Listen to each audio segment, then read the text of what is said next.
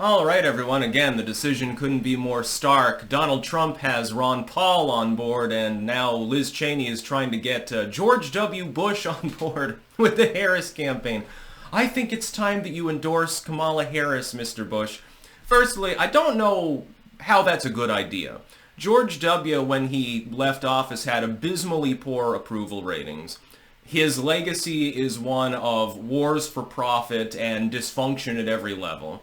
He plays a retard on TV, basically, although it's just a method acting. In his case, he's actually quite shrewd. He realized that if he played dumb, he'd get a pass more easily than if he appeared to be quite intelligent, cunning, and therefore evil. He let Dick Cheney take that role. Cheney was chosen for a careful reason, which I think is very, very funny, is now Liz Cheney, Chickenhawk Jr., right after complaining about Donald Trump calling her a warmonger and the entire liberal media selectively clipping that out in order to make it look like Trump was insinuating that Liz Cheney should face a firing squad. Now she probably made a phone call to Daddy and said, "Will you call up George and get this endorsement?" I would find it funny and give me another reason to vote against the Kamala ticket if that happens. George W. Bush is a miserable traitor to the United States, wrecked the goddamn economy, started several wars on credit that technically speaking, we still have to have a presence in the Middle East,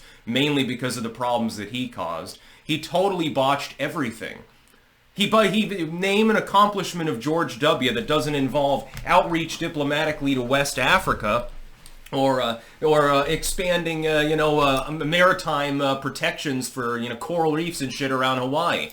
That's the only thing that I can think of. Economically, no. Diplomatically, yeah, I did a great job on that if you count war. The subsequent administration absorbing a bunch of Bushes made even more wars happen. You remember the whole Arab Spring thing, similar ideology. Trump, for, all intents and purposes, he's not a pacifist, but he's generally opposed to wars of aggression for no legitimate reason. The Cheneys and Bushes of the world think that it's the national sport to go send people off to die. Go ahead and endorse Kamala Harris. Give every millennial voter another reason to despise the candidate. That's what would happen if George W. does actually endorse. So I hope that he does. I really hope that George W. Bush at some point today comes out and does a press and says, well, I don't think that Trump should be the face of the GOP. I think I'm going to be voting for Kamala this time around. Show your ass. Show us exactly what the uniparty is. A bunch of chicken hawks and greedy corporatists and banksters all stroking each other's cocks. That's basically what it is. They say, well, there's no such thing as the deep state. There is no uniparty. Well, if George W. Bush does endorse Kamala Harris, that's going to be a little bit of a tell for the fact that we're right now, isn't it? I don't expect that he will. I expect him to sit it out. Maybe he'll make a casual comment, well, I'm not taking him by Trump. He'll unendorse Donald instead of specifically endorsing Kamala. That would be more politically wise, too, by the way.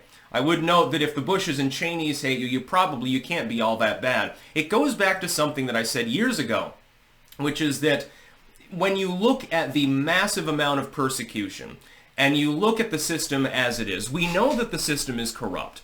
Liberals know it, conservatives know it, libertarians know it, everyone knows it. We know that the system doesn't work for the average person. It's meant to work for the politically connected and their bankster and corporate allies and craptivists, and it's a small club and most of us aren't part of it. That's who designs the policies that run society. They're not doing it for you. They're not doing it for me. They're doing it for themselves and their rich and politically connected buddies all over the world in many cases. Most of them don't have any particular national loyalty. You may have looked at the composition of citizenship in Congress, for example. And that's only one very small example compared to the overarching, more broad network of globalists pushing things like the TPP and wars for oil and shit like that. We know they're corrupt. So I've got two choices. Since that notably corrupt system is completely dead set against Donald Trump, I can make one of two determinations.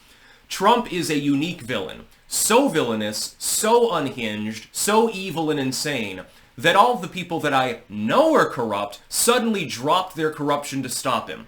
Because he's gone so far off the reservation, he's literally worse than Hitler, Stalin, Pol Pot, and Mussolini combined. So he is He's Satan, basically. He's the incarnation of pure evil and insanity. I can believe that, or I can believe that the people that I already know are corrupt and that everyone acknowledges are corrupt are still corrupt, and they're aiming everything they can at him because he's not. At least not on the level they are. So either he's less corrupt than the people in the system that I know are highly corrupt, or suddenly, even though they're highly corrupt, they decided to put that aside and actually work for the benefit of democracy for the first time in their miserable existences.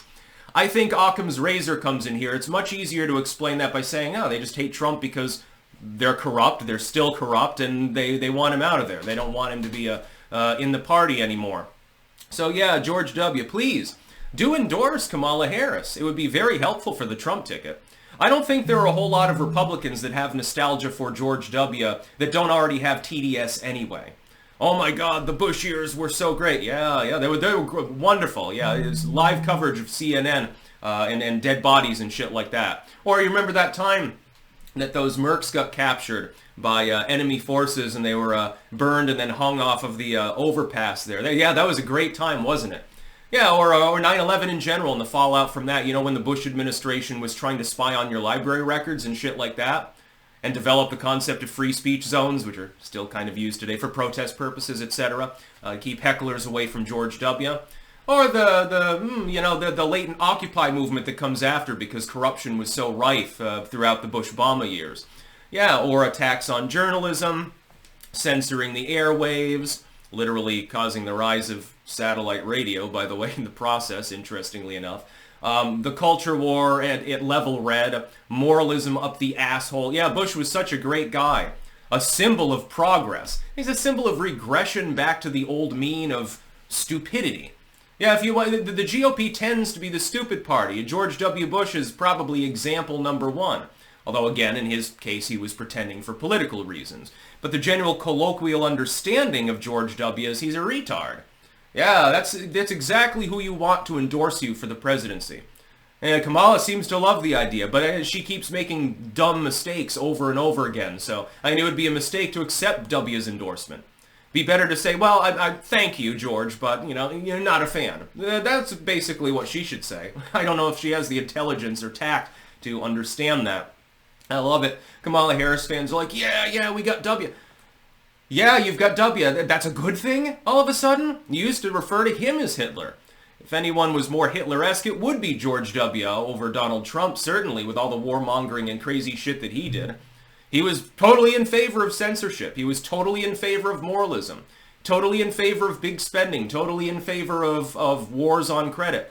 Yeah, that's who you want endorsing your candidate. Go ahead. I hope that he does. Again, it would be a tell for the fact that we are correct when we say there is indeed an entrenched deep state / uniparty system. It is still corrupt, and there's one person and his assembled team trying to stop them, or at least slow them down, and yet there are people who call him Hitler for trying to do so. I don't know, there's something funny going on up there. That's about all. Peace out.